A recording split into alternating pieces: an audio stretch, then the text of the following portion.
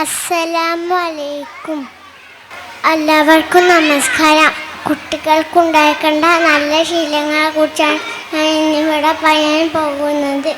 തൊട്ടിലെ ശീലം തൊടല് വരെ എന്നാണല്ലോ പഴഞ്ചൊല്ല്.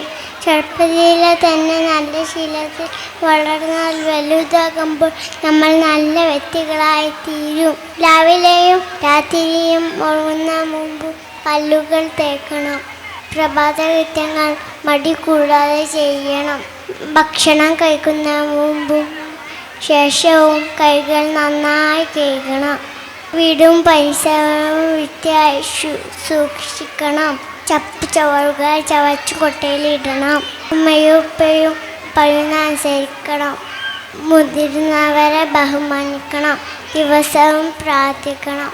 ഇതെല്ലാമാണ് കുട്ടികൾക്കുണ്ടാക്കേണ്ട നല്ല ശീലങ്ങൾ.